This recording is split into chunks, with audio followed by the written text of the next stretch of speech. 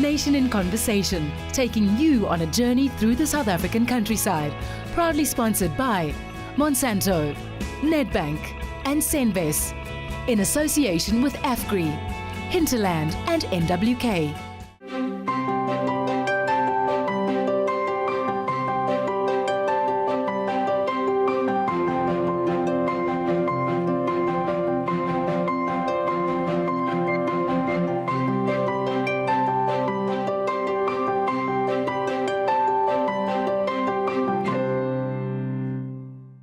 Hello and welcome to Nation in Conversation. We continue our journey through the South African countryside. We visit tourist destinations and local industries that add enormous value to the economy. The Ceres district is famous for its world-class fruit. Here's what you can look forward to in today's program. In Homegrown, we visit the DuToit Group and Keur, both crucial role players in the fruit industry within the region, dedicated to positively impact their community. During our In Context segment, we visit Keur's packing plant to showcase the process between farm gate and kitchen table. Burgess from Landbouweekblad also joins us to share his insights. Finally, during Dialogue, Mpumelelo takes the conversation forward with his guest in studio, economist Roelof Botha.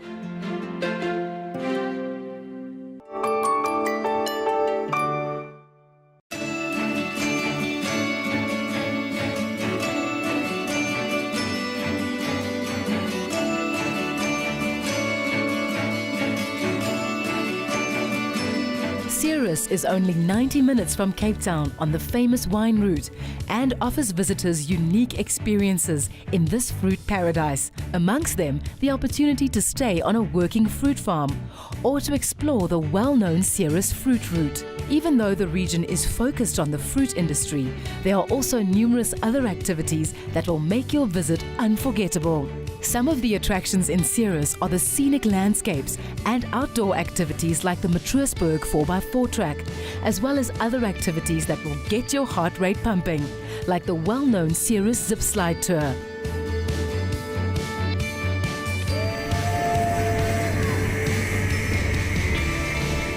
As can be expected in a small town, Ceres also boasts a beautiful small church, the so-called picture church, literally because it is so picturesque. The variety of accommodation and diverse menus available in Ceres are outstanding, and the Baba's Jam chutney shop is also a must-see for tourists.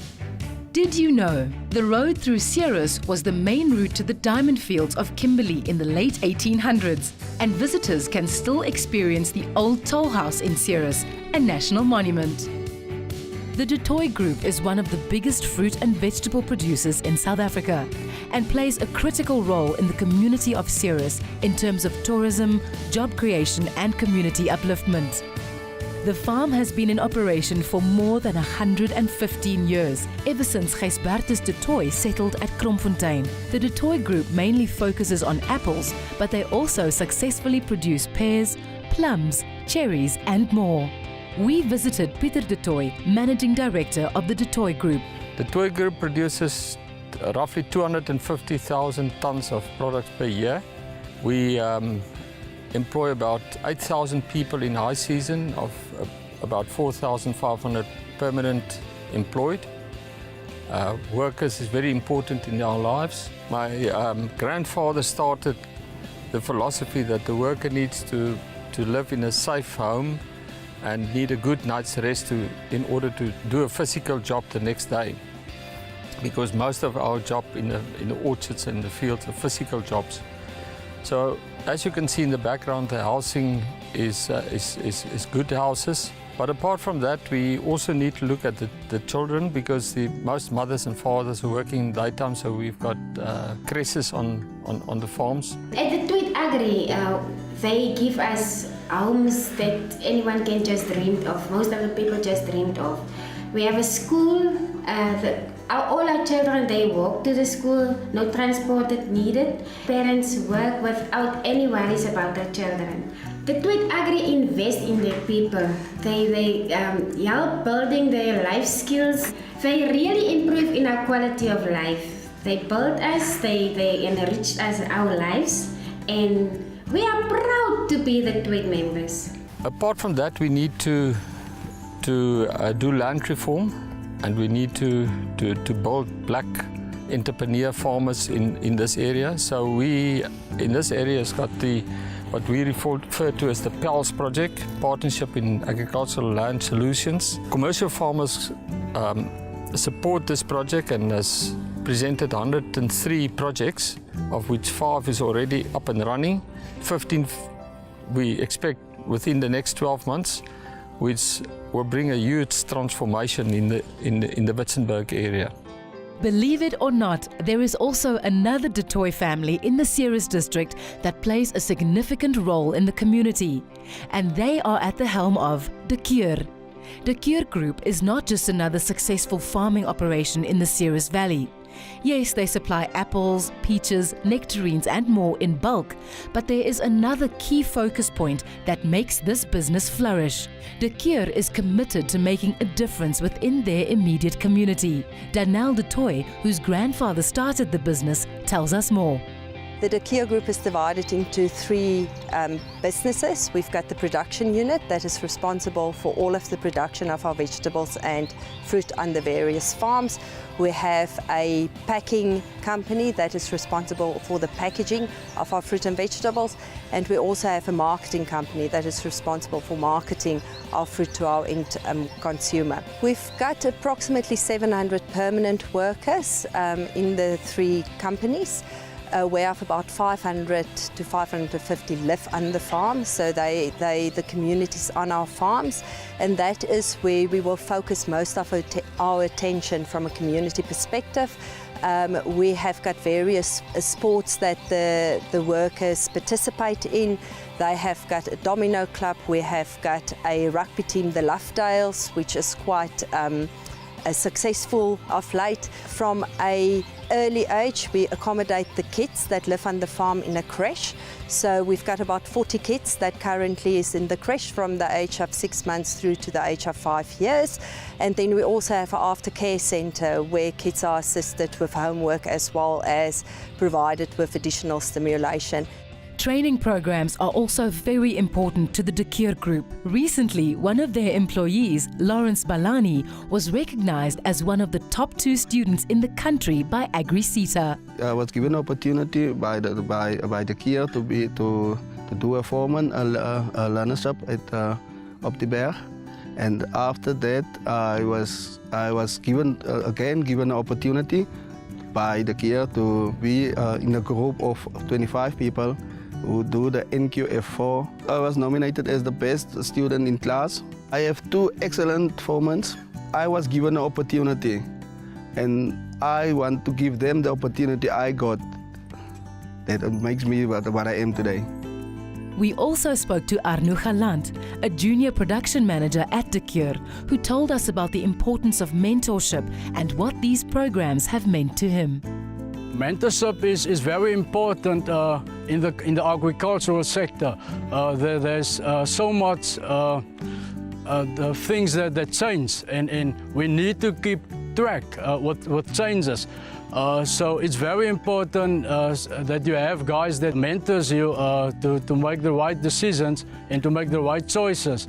On the producer side, I think nature is one of those things that nobody can predict. Every day there's new changes, and for us to be better, we need to change like Mother Nature is changing. And I'm actually blessed working at a company like Keur that give young guys like me the opportunity to grow within yourself and even though to grow in the company as well. Then one of my goals is to develop the people that works under me, that reports to me, to see them grow also. Did you know an average apple tree in a successful producing orchard carries up to 405 apples? Schools, sports, clinics, housing and development, all in aid of the workers and communities who build these businesses together. After the break, we visit Keur's packing plant and discuss the industry in more detail with Burgess from Landbouweekblad.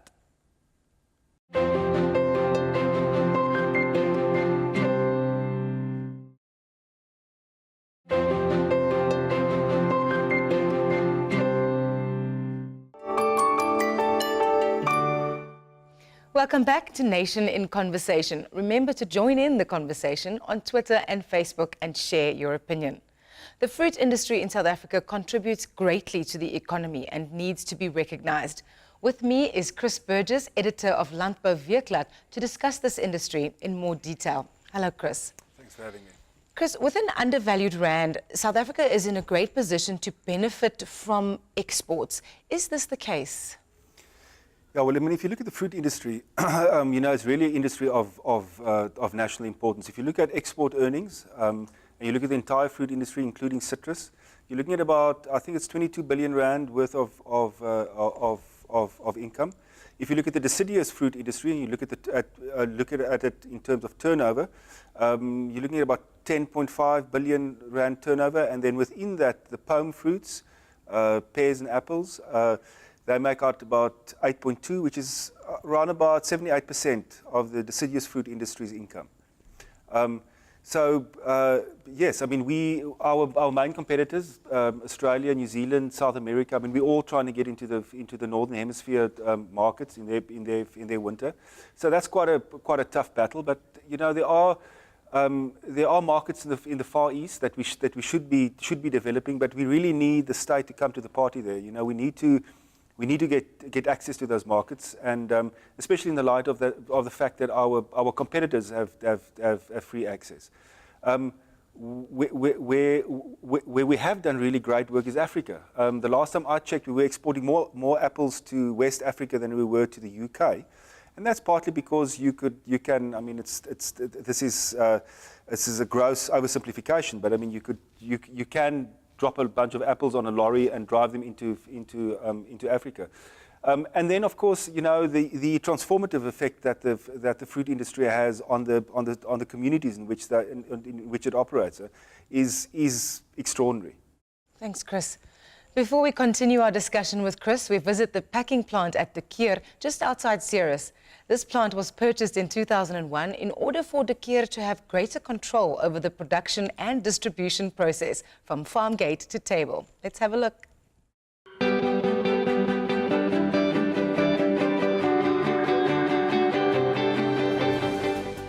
Imperative to the success of any fruit-producing organization is effective packaging and distribution. We visited the Keur packing plant just outside Ceres. This plant was procured in 2001 to afford Keur increased control over the products en route to the consumer. When the fruit arrives at the pack house, it goes into cold storage, and there's strict ways and methods for the storage of the fruit. Then we pack the fruit. We've got a defect sorter, we've got a color sorter on our new Mafroda machine. And then we pack the fruit in certain cartons or certain bags. The fruit are packed by guidelines that's given to us by the exporters for specific clients and specific markets. Today, this plant boasts the latest technology to ensure that the most effective methods are followed to guarantee top quality products with maximum shelf life. Did you know tomatoes, pumpkins and avocado pears are actually fruit? Of course, there are several aspects to consider even before the fruit arrives at the packing plant, such as input costs, orchard preparation and growth management. Charles DuToit tells us more. To establish an orchard costs around 250,000 Rand to 350,000 Rand. There is some producers that put net over it as well, and that's a further 250,000 Rand on top of that cost. For us, we would like to see the first fruit in year 3 of our orchard's life, and hopefully by year 6, year 7 you will be in full production, and hopefully you see your returns in year 9. Quality for the export market is extremely important. We have to adhere by strict rules set by importers and supermarkets all over the world.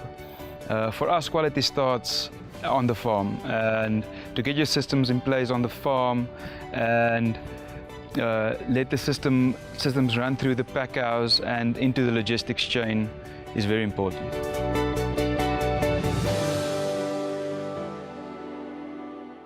It's wonderful to see such a well-organized, successful farming business that does its part for the upliftment of the workers and the community. Back to you, Chris. What is the fruit sector doing to ensure its social sustainability?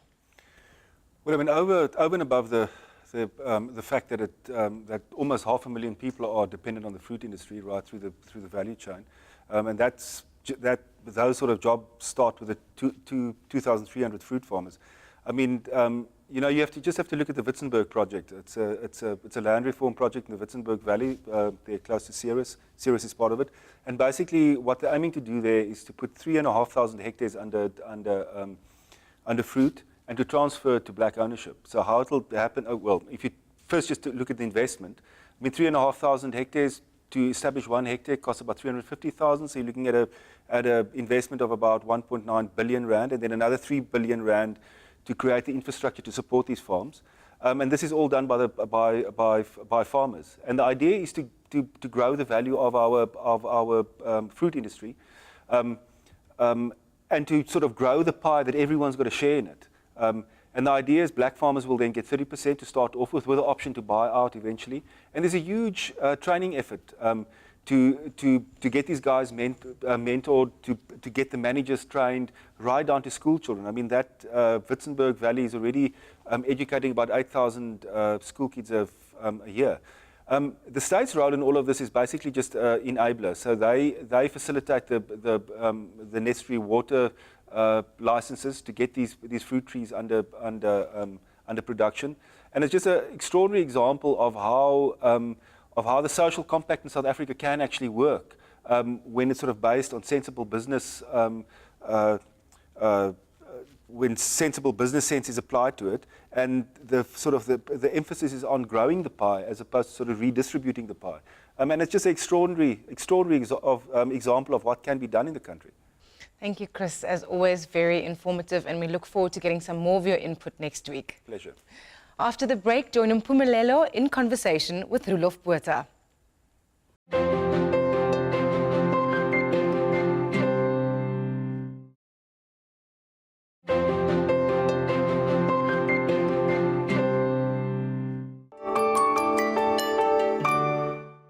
Welcome back to Nation in Conversation. Today we are talking about the fruit industry and its role in the broader economy as well as its value chain. With me in the studio is Roelof Botha, Economic Advisor to PwC. Roelof, welcome. Thank you. And thanks for joining us. Pleasure. Take us through the whole agricultural industry and very broadly summarize what its impact is in the broader economy. Well, yes, unfortunately, you do find quite a number of press statements and statements also by people in official positions that tend to suggest that agriculture is not very significant for the reason that it's only about 2% of GDP, translating into roughly 84 billion rand in terms of its output value. Yeah. But that masks a lot of economic activity which relates to other sectors that would not have happened if it was not for the agriculture. Yeah. So if you track the agricultural value chain, it is the most pervasive value chain of any sector. And that holds for South Africa and most other countries as well. Let's apply it to the fruit industry specifically. What would it pertain? Well, in the fruit industry as such will have roughly the same value added multiplier effect as most other products, except when it comes to exports. Yeah. Then that is magnified. But just to illustrate that 84 billion rand of output, if you take that through all the other sectors that are influenced by agriculture, like transport, logistics, wholesale, retail, finance, communication, etc., then that becomes, in terms of turnover in the economy as a whole, 1.5 trillion rand. Yeah. And I think this is terribly important for people to realize that if you take away the 84 billion, then you don't only leave that hole becomes unbelievably big. So when one drinks juice at home, they must think big. Well, they must realize that, they may be paying a certain amount. To give you an example, if you, the farmer gets maybe 50 cents for a really nice peach, but you pay 5 rand in a shop. Yeah. Now we're talking 900% markup here. Yeah. And the reason for that is that from the moment that peach gets picked off the tree until you buy it in the shop. A hell of a lot of stuff needs to happen. And once again, if you have to import that peach, these things, they don't happen at the same rate. You lose domestic value added. You know, it is often said, Roelof, that in South Africa we make the mistake that we export our commodities and then import the final goods from other countries who do the manufacturing and the processing. Would you say that in agriculture, especially in the fruit industry, is different? To some extent it is different, because food has, as you know, most food has a very limited shelf life. There's an example recently of a South African exporter of avocados whose trucks had to turn back because it just took too long to get through a border post. Those avos get ripe in a truck in the weather that we're having right now. So it is a little bit different. So would you say our agro processing side is much more stronger, that we're able to produce, we're able to convert original products to many other components and other consumables? Yes, I think we've got international best practice standards, and I'll give you my reason for that. Something amazing happened 3 years ago. We had gone into a period that lasted almost a decade in South Africa, where your agricultural exports and your agricultural imports were starting to, the gap between the two started to narrow.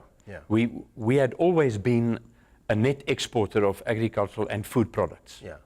And that was threatened. South Africa's food security from that perspective was becoming threatened. And the last 3 years, we have managed to generate an agricultural trade surplus of more than 100 billion rand.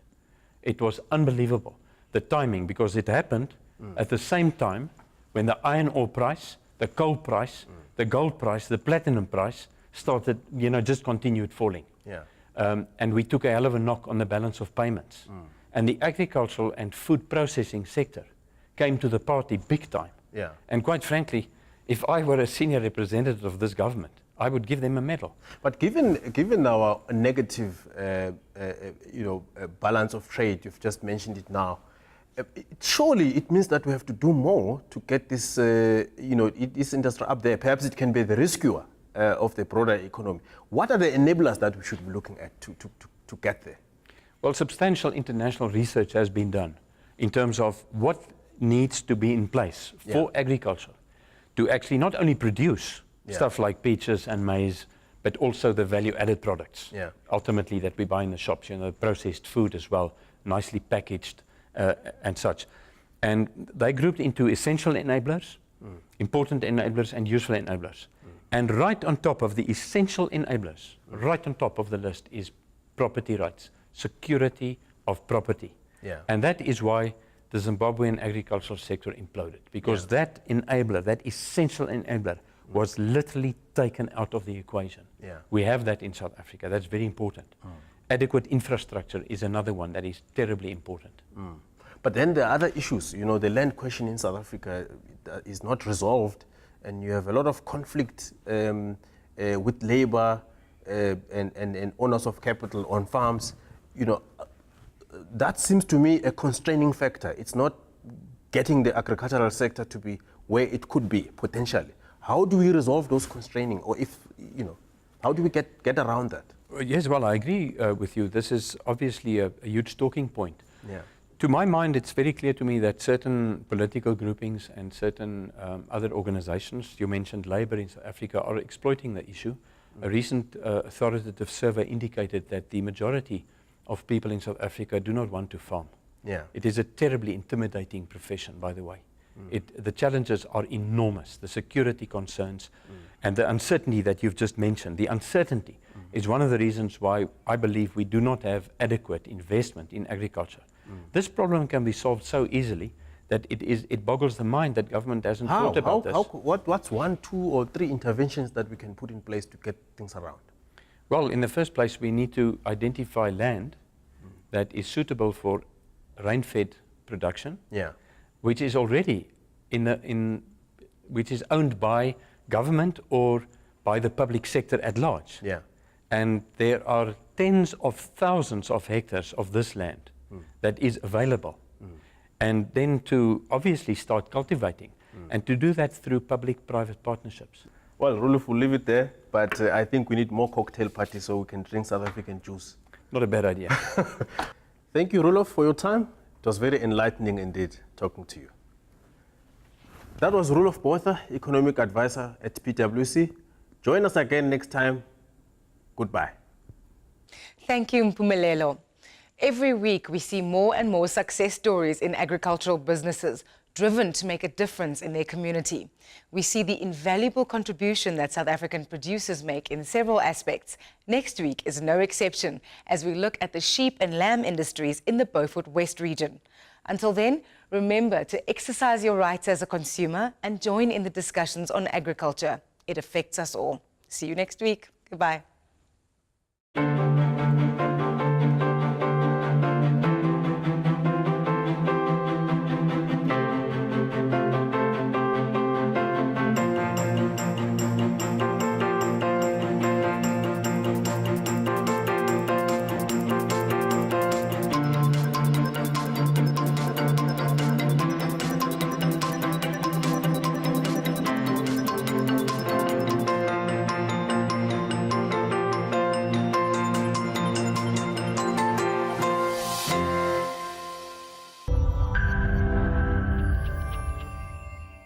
Nation in Conversation, taking you on a journey through the South African countryside.